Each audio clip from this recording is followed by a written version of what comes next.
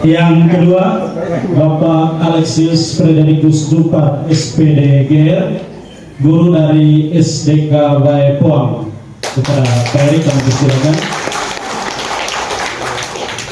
Yang berikut, Ibu Maria Goretti Buang, SPD, dari SMP Negeri 12 Borong.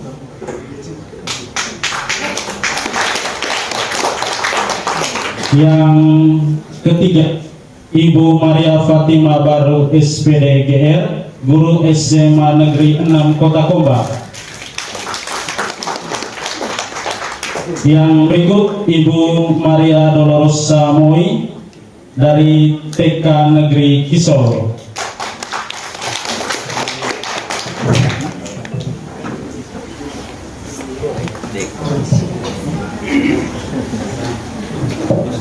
Inilah pembicara kita di sesi talkshow pembelajaran mendalam. Dan rekan-rekan guru kelihatan wajahnya sumringah karena ini hari puncak dari segala kegiatan.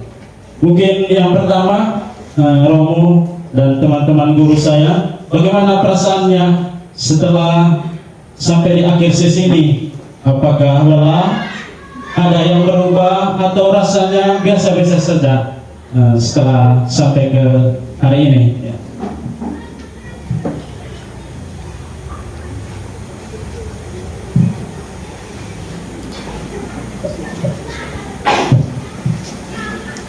Selamat siang semuanya.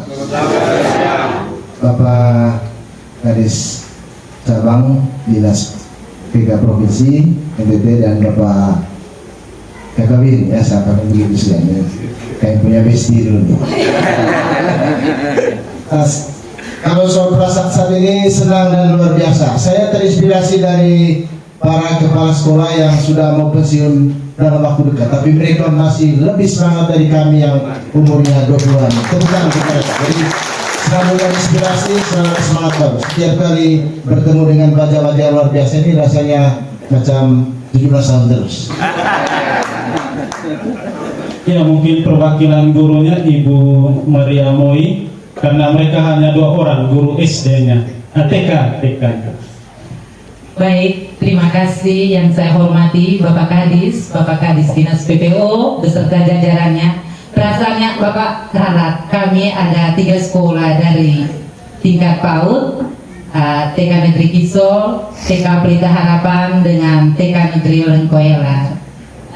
Perasaannya melelahkan, manusiawi sekali dan menyenangkan. Kami bertemu dengan orang baru, ilmu baru, dan suasana baru. Terima kasih. Nah, kita lanjut ke pertanyaan berikut. Kita mungkin hanya membahas 25% konsep, 75% karena jangka waktu kegiatan kita dari 3 bulan itu sekitar 2 bulan lebih kita berada di sekolah kita masing-masing, sedangkan 2 minggu kita hanya berada di kegiatan ini. Apa sih yang berbeda dari konsep pembelajaran mendalam ini dengan pendekatan-pendekatan sebelumnya? Jangan sampai hanya berganti kulit, ganti casingnya, memori dalam tetap sama. Ya. Kira-kira apa yang berbeda dari kacamata seorang kepala sekolah dan kacamata seorang guru tentang konsep PM? Mungkin dari Romo dulu. Mulai dari saya lagi, nanti bisa selang-seling saya ya.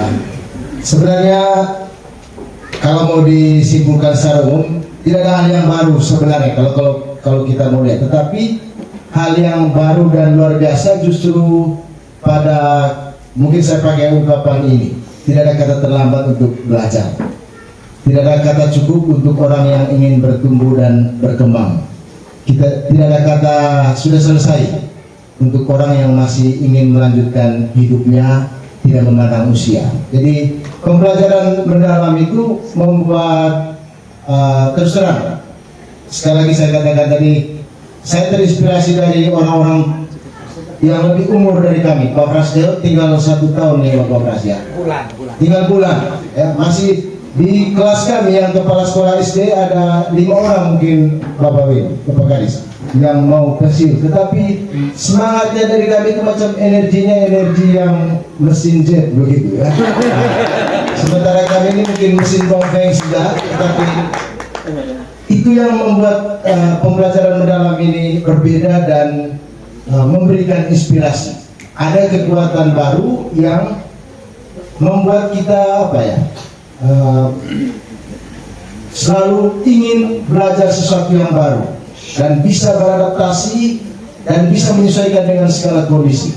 Saya ambil contoh, teman-teman guru dan kepala sekolah dari seluruh pelosok Manggarai Timur ini ada yang datang jam 5 pagi untuk datang kegiatan diklat yang 1 hari, 2 hari, kemudian yang ini juga dengan segala kesulitan dan tantangan, tapi mereka bisa melewati semuanya itu. Jadi inspirasi itu yang membuat ya roh dan spirit pembelajaran mendalam itu sudah ada, dan itu yang membuat saya kira kekuatannya lebih berdaya, berdampak bagi dirinya dan tentu bagi sekolahnya. Itu kesan yang saya bisa tangkap dari perjumpaan dengan teman-teman kepala sekolah. Tepuk tangan dulu untuk bapak-bapak kepala sekolah. Ya, terima kasih Romo dari kesempatan ini. Pembelajaran ini menjadi inspirasi karena ada daya ubah untuk seorang kepala sekolah. Dari rekan-rekan guru, apa sih yang baru, yang baru dari sisi konsep yang membedakan dari kacamata seorang guru? Pak Erik. Baik, terima kasih atas kesempatan yang diberikan. Bagi saya ruang seperti ini juga cukup baik karena setiap teori itu lebih membumi kalau misalnya sering dipercakapkan. Jadi sebagai guru, bagi saya pembelajaran mendalam ini lebih menarik karena dia mampu mengakomodir soal kemampuan siswa secara holistik. Guru bagi saya di dalam kelas dia juga harus mengetahui setiap latar belakang siswa. Jadi siswa hadir di ruang kelas itu dengan beragam masalah. Jadi guru yang baik menurut saya dia juga harus memetakan hari ini siswa membawa masalah-masalah apa saja dalam kelas. Jadi pertanyaan apa kabar itu bukan sekadar untuk mengetahui apakah siswa baik atau tidak setiap harinya. Lebih dari itu kita harus mengetahui siswa saya hari ini apakah masuk dengan kondisi sudah siap atau tidak. Kalau kita membaca data terbaru dari Kompas yang mengatakan seperti ini, di Indonesia ada 5,1% anak atau di angka 20,5 juta gitu mengalami kehilangan figur ayah, istilahnya fatherless. Jadi kalau di dalam ruang kelas kita bisa melihat ya anak yang misalnya dari belakangnya memiliki latar belakang yang orang tua yang masih lengkap, atau misalnya anak yang hanya dititip dengan opa atau mamanya. Jadi bagi saya intervensi dalam pembelajaran juga guru harus mengakomodir hal seperti itu, karena bentuk perlakuannya tentu tidak sama rata gitu. Makanya saya cukup mengapresiasi beberapa teman-teman guru ya, beberapa bulan lalu itu teman dari SDN Sare di Kota Pomba, mereka membantu beberapa siswa. Bisa dibaca. Saya pikir guru juga harus mengetahui dia punya latar belakang sebelum kita berproses, sebelum kita misalnya punya idealisme bahwa hari ini saya punya tujuan pelajaran harus tercapai gitu. Terima kasih. Saya pikir membedakan antara PM dengan pendekatan sebelumnya. Terima kasih Pak Erik. Jadi ada sisi yang lebih holistik yang harus dilihat dari seorang anak, bukan saja kemampuan akademis tetapi latar belakang. Dari Ibu mungkin ada tambahan. Terima kasih kesempatan yang diberikan kepada saya. Suatu kebanggaan saya bisa berdiri di sini bersama Bapak dan Ibu guru hebat. Seperti yang kita tahu bahwa pembelajaran mendalam itu adalah bagaimana konsep penyeluruhan itu dilaksanakan melalui pembelajaran yang bermakna, berkesadaran dan menggembirakan. Kalau untuk membedakan pendekatan sebelumnya dengan PM, kita tahu pengalaman belajar dalam PM itu yang tentang memahami, mengaplikasi dan berefleksi. Sebenarnya itu kita sudah terapkan di sekolah kita masing-masing. hanya kita tidak menyadari bahwa oh ini termasuk dalam pendekatan pembelajaran mendalam. Jadi mungkin yang membedakannya adalah sebelumnya para guru itu hanya fokus di anak-anak itu bisa mengerjakan ini, anak-anak itu bisa menghafal sebuah perkalian misalkan. Tetapi konsep mengapa anak itu bisa menghafal perkalian itu seperti apa, sebenarnya di dalam pembelajaran mendalam itu adalah yang harus kita tekankan adalah bagaimana suatu konsep pembelajaran itu bisa dipahami oleh anak sehingga pembelajaran itu bisa menjadi bermakna. Itu dari saya, terima kasih. Ya, terima kasih dari Ibu Reti. Selanjutnya dari Ibu Maria. Oke, baik. Selamat pagi untuk kita semua. Jadi kalau dari saya terkait perbedaan antara pendekatan pembelajaran mendalam dengan pendekatan sebelumnya, dalam refleksi pribadi saya, pendekatan pembelajaran mendalam ini adalah bagian dari penyempurnaan terhadap kurikulum merdeka. Jadi kita tidak boleh lupa bahwa sebelum adanya pendekatan pembelajaran mendalam, dasar-dasarnya itu sudah kita dapatkan dalam kurikulum merdeka. Bagaimana kita mengenal anak, kemudian DPL atau dimensi profil lulusan itu seperti apa. Karena sebelumnya mungkin hanya kita mengenal profil pelajar Pancasila hanya 6, ditambah lagi 2. Nah, pendekatan ini sebenarnya mengajarkan atau mengarahkan kita itu bagaimana kita melihat anak itu dari berbagai sisi.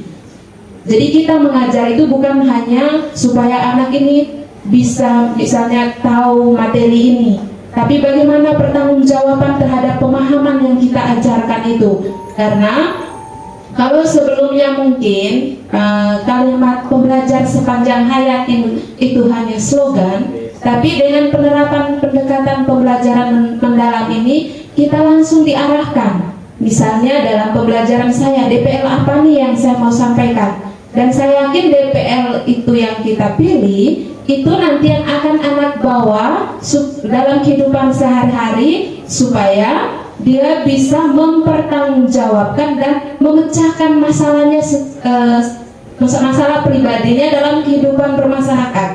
Karena anak itu di sekolah kita hanya bisa mengawasi hanya beberapa jam saja, tapi setelah itu dari jam-jam selanjutnya itu adalah jam dia ada di rumah dan bersama orang tua. Kita bagaimana mendesain pembelajaran itu supaya anak bisa memecahkan masalah-masalah yang dia temukan di lingkungannya dengan konsep-konsep yang kita sudah ajarkan di sekolah. Ya, terima kasih. Baik, itu dari saya. Itu konsepnya. Nanti Ibu dari PAUD-nya nanti di bagian berikut. Ya, ini memang harus mulai dari Romo lagi, karena nanti dari kepala sekolah baru ini diselaraskan dengan teman-teman guru. Menarik bahwa satu konsep yang ditawarkan, kita masuk pada bagian aplikasi, ada konsep penyelarasan visi dan misi, itu ditarik, dikaitkan dengan pembelajaran mendalam. Hemat saya bahwa apa yang disampaikan di visi dan misi itu yang akan diterjemahkan dalam perencanaan pembelajaran di kelas. Kira-kira Romo, trik, strategi, kemudian hambatan dalam kegiatan OJT Romo tentang penyelarasan ini. Terima kasih. Ketika topik penyelarasan visi misi tujuan ini dibicarakan di kelas, kesan pertama yang tampak dari hampir semua kepala sekolah itu begini: ini sudah mau habis ini semester ini, artinya tahun pelajaran sudah berjalan, lalu tiba-tiba kami disuruh untuk pulang buat penyelarasan baru. Jadi ada kesan seperti itu. Tapi seiring waktu berproses bersama para fasilitator yang hebat, ya muncul kesadaran bahwa ini perlu dan penting. Itu poin pertama. Kemudian untuk kepentingan sharing kita pada kesempatan ini, saya coba buat survei dan waktu itu diisi oleh 20 kepala guru dan 15 kepala sekolah. Salah satu pertanyaan survei itu, apakah topik penyelarasan visi dan misi itu dibicarakan atau disampaikan oleh kepala sekolah ketika ada di sekolah? Dan semua ada 85% lebih itu mengatakan iya. Itu artinya apa? Kata hatinya Bapak para kepala sekolah di sini, ini berat ini, tapi ternyata mereka buat juga. Artinya ada strategi pendekatan yang tidak kelihatan yang dibuat oleh Bapak Ibu kepala sekolah untuk bukan mengubah sebenarnya, menyesuaikan bagaimana pembelajaran mendalam itu bisa diselaraskan dengan visi dan misi yang sudah ada. Karena bagaimanapun juga itu menjadi pedoman, target atau tujuan yang tadi Bapak Kadis Cabang dan Bapak Kadis PPO Matin katakan tadi, bahwa KSP itu menjadi kekuatannya di dalam rohnya, motonya semuanya ada di penyelarasan visi, misi dan tujuan. Karena target dan sasaran akhir dari seluruh proses dan layanan pembelajaran atau pendidikan kita di sekolah adalah untuk siswa, untuk murid, untuk peserta didik, sebagaimana yang tertuang dalam rumusan visi, misi dan tujuan satuan pendidikan kita. Nah, tantangannya paling untuk kedepannya karena butuh waktu. Kalaupun diimplementasikan mungkin dokumen realnya visi misi itu mungkin nanti di tahun pelajaran yang baru, tetapi muatan awalnya sudah tampak dalam praktik pembelajaran, dan visi misi itu sudah dibuat. Dan dalam survei yang disampaikan oleh para kepala sekolah dan juga guru, ya mereka sudah implementasikan apa yang diterima dalam konteks diklat ini dan apa yang mereka juga ikuti di dalam kegiatan-kegiatan lain, terutama tentang pembelajaran mendalam ini dalam PPB mereka atau juga dalam kegiatan pembelajaran yang lebih konkret.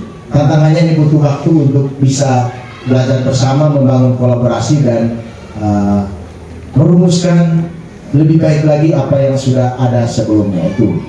Ya, terima kasih Romo. Kita sepakat ini perlu waktu untuk penyelarasan visi dan misi, kemudian itu diterjemahkan ke rencana pembelajaran di kelas. Ya, untuk Ibu Maria Dolores Moi, kira-kira dalam OJT yang sudah dilakukan selama 3 siklus, bagaimana Ibu menarik visi misi sekolah? Ya, ini lebih ke penerapan, kemudian mengkreasikannya atau pembelajaran mendalam menjadi roh visi misi itu ditarik ke rencana pembelajaran Ibu yang akan diajarkan di kelas. Terima kasih.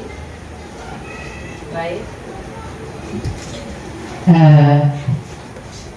Dari pengalaman selama kegiatan siklus 1, siklus 2, siklus 3, jujur kami sepertinya disuruh untuk tidurnya tidak terlalu nyenyak, karena kami tidak mau berada, kami dari 3 sekolah di sini, kami tidak mau seperti kelihatan dalam kelompok kecil. Kami mau bersaing dan mau membangun di sini. Pengalaman saya selama 3 siklus yang pertama, jujur saya belum menemukan apa tantangan saya dalam pembelajaran mendalam ini. Sepertinya masih biasa-biasa saja. Minta maaf Ibu, lebih mengerucut lagi, bagaimana Ibu merencanakan dari baru tahap perencanaan RPM itu tadi, bagaimana Ibu merencanakan menerjemahkan visi misi ke dalam konteks rencana pembelajarannya. Oke, baik Bapak, merencanakan. Tentu merencanakan ini kami teman-teman guru kepala sekolah, kami menyesuaikan dengan satuan atau kondisi di lingkungan sekolah kami, sehingga dalam perencanaan itu kami melihat kira-kira apa yang sangat menonjol atau apa yang mendominasi dari TK Negeri Tisol. Dari situ baru kami bisa merumuskan seperti itu. Ke pembicara lain yang mungkin lebih konkret, kita masuk ke RPM kita, bagaimana merencanakan pembelajaran mendalam kita. Ya, tadi Bapak Kadis sempat sampaikan turun CP, CPTP, TP, ATP dan seterusnya. Bagaimana konsep pembelajaran mendalam ini diterjemahkan ke langkah-langkah itu? Mungkin Ibu ada yang ditambahkan? Oke, baik. Kalau dari perencanaan setelah itu langsung ke RPM, jadi kami waktu selesai kegiatan IN1 itu Pak, sampai di sekolah memang ada banyak kegiatan waktu itu. Kalau SMA disambut dengan TKA, kemudian di hari Sabtu itu langsung OJT 1, hari Jumatnya kami pengimbasan, Jumat tanggal 7 November. Jadi waktu pengimbasan itu yang pertama di situ dalam susunan acara kami itu adalah penyelarasan visi misi materinya kepala sekolah. Jadi kami ubah visi kami sesuai dengan perkembangan terbaru terkait. Kalau sebelumnya berprofil pelajar Pancasila, setelah itu baru kami ubah ke berdimensi profil lulusan. Nah, dari penjelasan terkait visi misi kepala sekolah, setelah itu baru materinya kami guru PM terkait dengan growth mindset, bagaimana dari pola pikir bertumbuh, dari pola pikir tetap ke pola pikir bertumbuh, kemudian masuk ke yang terakhir itu produknya RPM. Jadi dalam perencanaannya itu yang pertama itu kita lihat dulu visi sekolah kita nih mau kemana, misi yang menjadi ujung tombak yang mau disampaikan ini apa, itu menjadi ciri khas sekolah. Kemudian baru setelah itu guru-guru diarahkan untuk menyusun RPM-nya sesuai dengan misi yang sudah ditawarkan oleh guru dan kepala sekolah dan guru yang disepakati bersama. Lalu dalam penyusunan RPM itu yang paling penting itu adalah analisis lingkungan sekolah kita itu seperti apa, kemudian karakteristik peserta didiknya bagaimana, anak-anak ini latar belakangnya seperti apa, mulai dari pekerjaan orang tua. Jangan sampai dalam penyusunan RPM itu kita menuntut anak supaya anak-anak itu harus melek digital sementara orang tuanya tidak mampu. Nah, ini juga salahnya di kita juga. Jadi analisis lingkungan belajar seperti apa, kemudian latar belakang orang tua.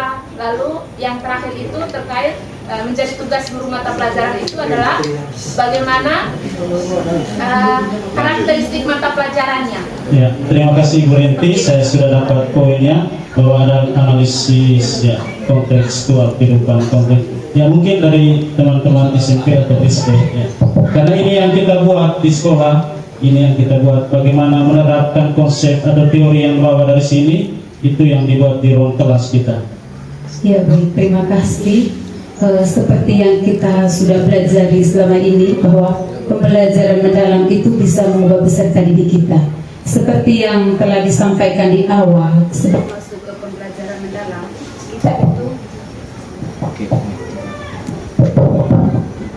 kita itu mulai dari capaian pembelajaran dulu.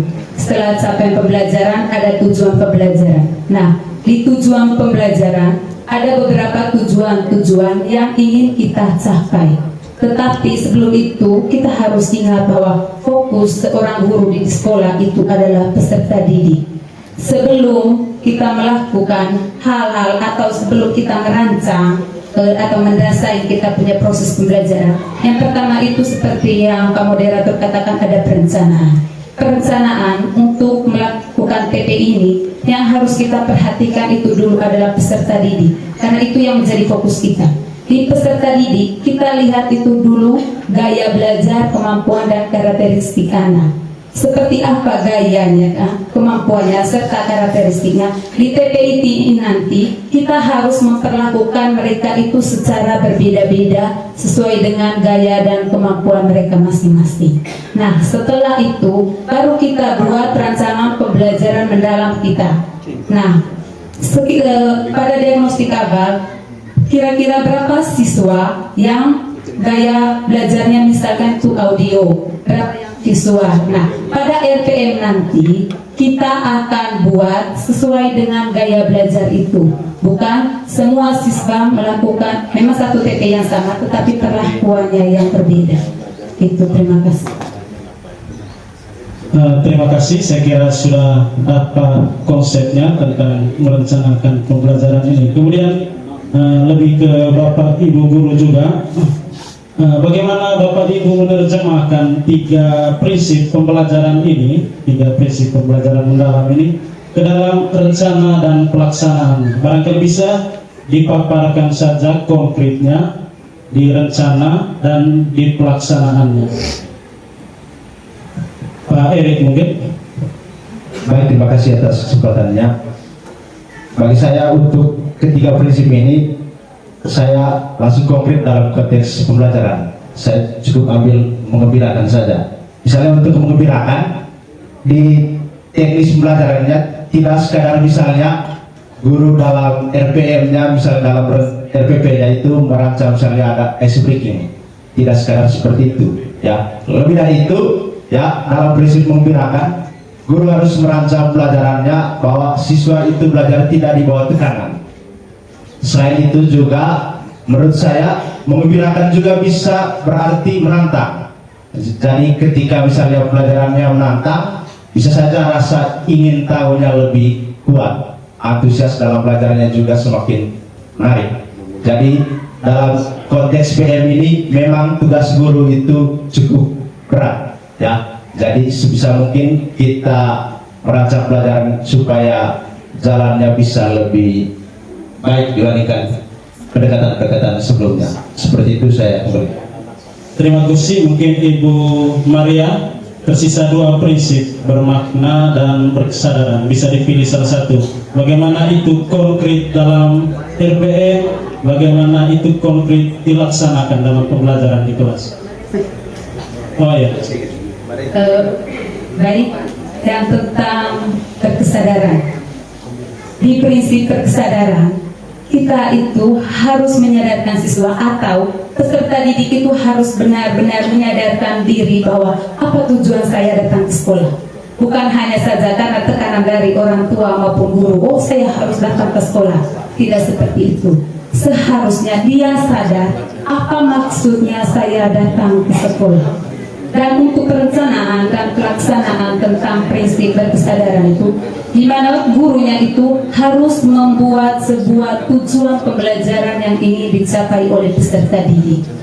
Itu untuk berkesadaran. Untuk bermakna di prinsip pembelajaran. Ibu diserahkan ke Ibu Maria Baik, dari tiga prinsip pembelajaran mendalam tadi, saya lebih fokusnya ke bermakna. Ngomong tentang anak usia dini, kan tidak bisa hanya omong saja, atau contoh kecilnya hanya menonton videonya, tetapi bagaimana kami membawa siswa, membawa materi itu ke dalam dunia nyatanya anak-anak. Misalnya contoh Bapak ini Karabu, kami hari ini temanya tentang tanaman. Saya tidak bisa hanya omong tentang tanaman saja dengan anak-anak di dalam kelas, atau mereka hanya menonton saja itu video tentang tanaman, tetapi bagaimana saya membawa anak-anak keluar mengamati tanaman yang ada di sekitar lingkungan sekolah supaya mereka benar-benar paham tentang tanaman itu. Seperti itu. Ya, terima kasih. Mungkin pertanyaannya ke Romo. Ya, dalam kegiatan OJT, Romo tentunya membersamai rekan-rekan guru di sekolah untuk observasi kelasnya. Kira-kira Romo, bagaimana Romo melihat pelaksanaan, apakah dalam perencanaan kemudian di kelas yang Romo observasi, apakah prinsip ini cukup nampak dalam observasi teman-teman?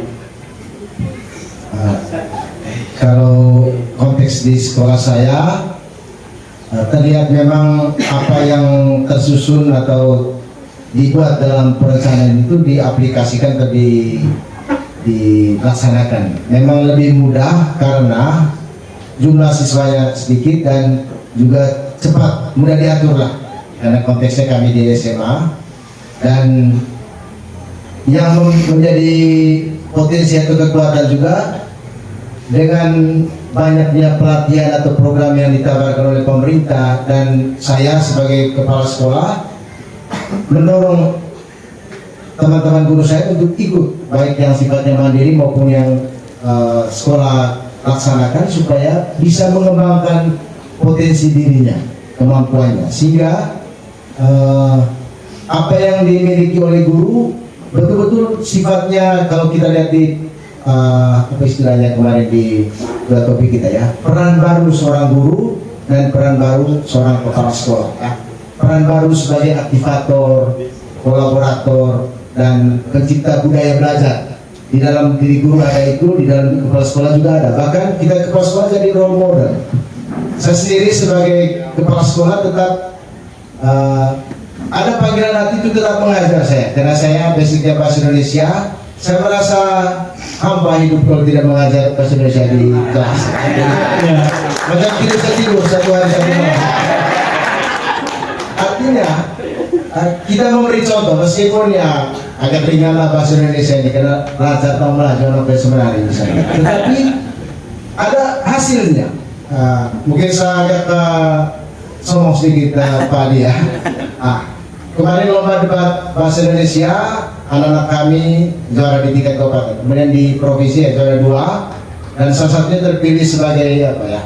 Saya memberi contoh, dan anak-anak memang mudah dibentuk, tetapi contoh itu menginspirasi teman-teman guru lain dalam beberapa kegiatan, olimpiade matematika di Jawa kemarin dan kegiatan-kegiatan lain. Tapi intinya begini, kalau kita sebagai guru dan kepala sekolah bisa memberi contoh, anak-anak juga akan meniru yang baik. Nah, itulah yang membuat mereka sadar penting sekolah. Jadi bermakna sekolah ini untuk guru itu mengajarkan sesuatu yang bermakna, dan siswa merasa penting pergi sekolah ini. Karena kalimat kita di kampung, bapak-bapak mau sekolah anak, tapi kan anak-anak juga, cuma yang kenapa? Cuma pamat cek ke kutong di BBC dia. Jadi ada ketakutan, sudah ada ketakutan lebih dulu. Dengar bang apa biar kau ke kutong, mati jauh. Sama tidak. Jadi ada ketakutan dan kecemasan. Tetapi peran itulah yang kiranya membuat kita selain mendorong diri kita sendiri, tapi guru-guru. Karena dengan kehadiran role model kultur belajar, guru-guru juga mudah menerapkan apa yang ada. Saya kira yang ada di sini Bapak Ibu guru mudah diatur, betul tidak ya? Tepuk tangan juga ya. Ya, terima kasih Bu. Saya mau potong pembicaraan juga tidak bisa. Masalah mantan guru juga. Nah, terima kasihnya dari kata kuncinya tadi ya, kepala sekolah harus jadi role model. Bapak Ibu guru juga tadi role model untuk menerjemahkan 3 prinsip ini ke dalam pembelajaran. Dan tadi sudah dibicarakan bagaimana peran kepala sekolah untuk tetap mengobservasi nampak tidak prinsip pembelajaran ini dalam pembelajaran. Kemudian kembali ke Bapak Ibu guru, nanti dikunci tetap oleh Romo di monitoring dan observasi ini. Bagaimana Bapak Ibu guru kira-kira selama ini dalam 3 siklus ini menerjemahkan 3 pengalaman belajar ini? 3 pengalaman belajar ini bagaimana itu direncanakan dan bagaimana itu dilaksanakan di kelas?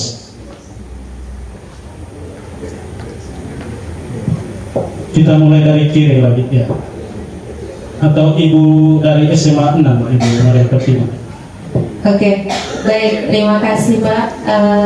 Kalau pengalaman saya sekedar dalam administrasi saja itu komunitas belajar, tetapi minta maaf Ibu, kita ambil 3, memahami, mengaplikasikan dan merefleksikan bagaimana konsep itu diterjemahkan ke rencana dan bagaimana itu dilaksanakan dalam siklus ini.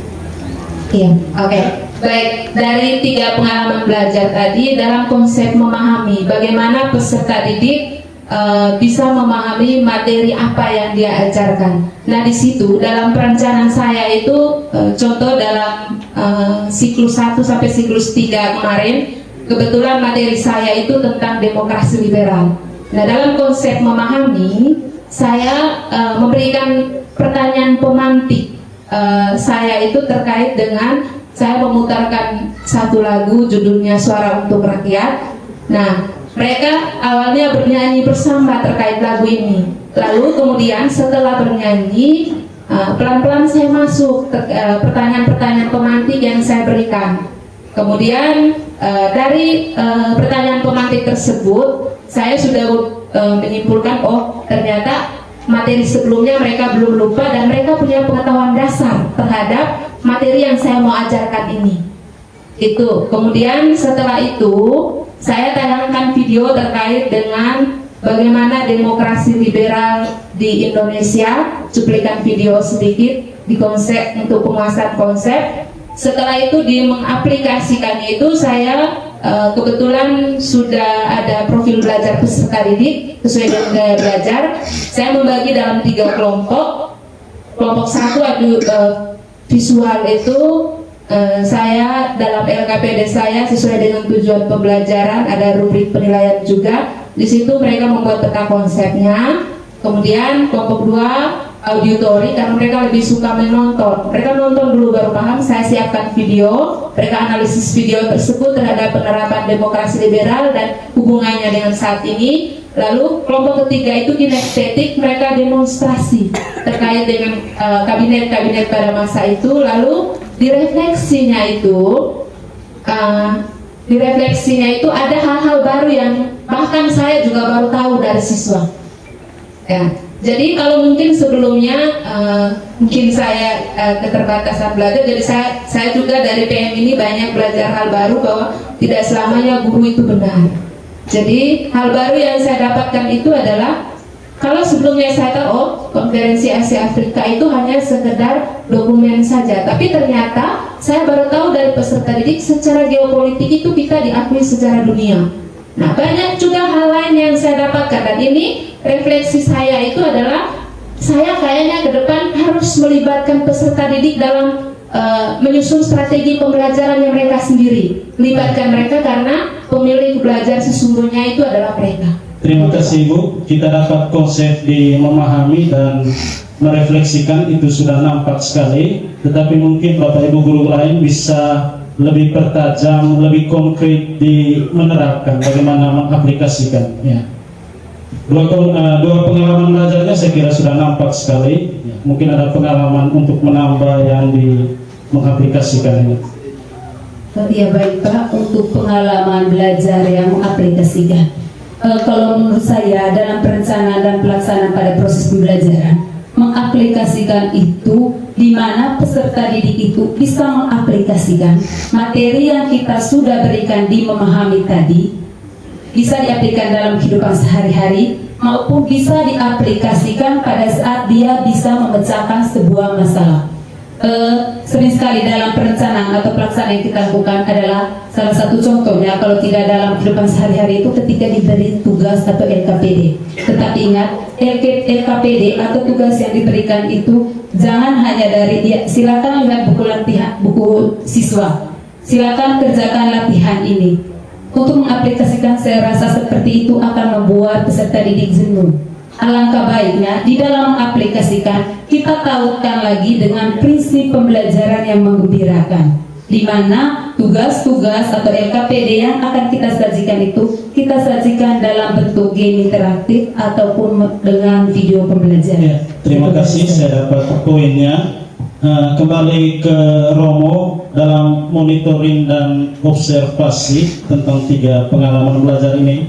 Saya hanya ingin Romo berbagi yang mana yang gurunya keteteran Romo dari 3 prinsip ini, 3 pengalaman ini. Yang paling sulit karena konteks ruang belajar kami terbatas itu di mengaplikasikan. Nah, kalau konsep bisa, kemudian membuat refleksi proses belajar bisa, tapi karena ruang belajarnya kurang dan perbandingan pengalaman belajar yang berbeda dari konteks kurang banyak. Tapi ada pengalaman, tapi bukan sekarang, pengalaman di masa lalu di mana guru justru di situ mereka terdorong untuk membangun kemitraan. Contoh, ada topik tentang pajak tentang undang-undang ketenagakerjaan. Guru mengundang kepala dinas ketenagakerjaan Kabupaten Manggar Timur untuk menjadi narasumber tentang aturan pajak. Dihadirkan beberapa tim dari inspektorat daerah untuk bisa menjadi narasumber mendiskusikan itu. Itu pengalaman yang lalu. Dan dari pengalaman yang kecil ini, artinya begini, apa yang diajarkan oleh guru betul-betul menjawab kebutuhan mereka nanti, bukan soal menghafal.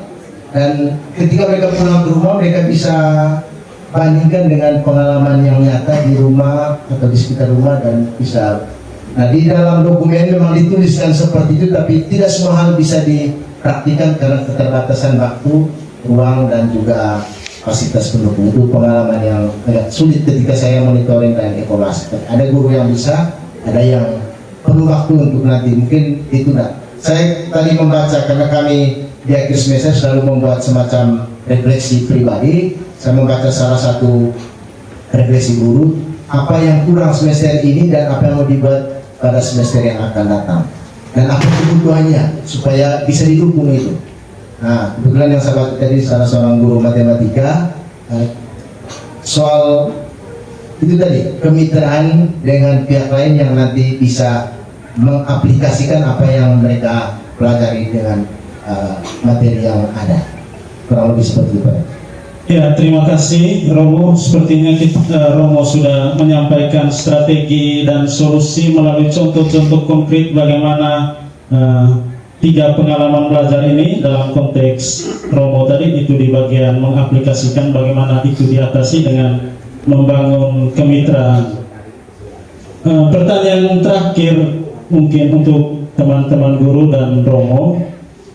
Dari 3 siklus ini merujuk pada 8 dimensi profil lulusan, ada tidak dampaknya dari 3 siklus ini? Ya, teman-teman guru itu siklusnya sampai 3 dengan proses inquiry kolaboratif. Ada tidak perubahannya dampak dari apa yang Bapak Ibu rencanakan yang dilaksanakan itu terhadap profil, terhadap hasil asesmen dan lain-lain? Pak Erik. Baik, terima kasih atas kesempatannya.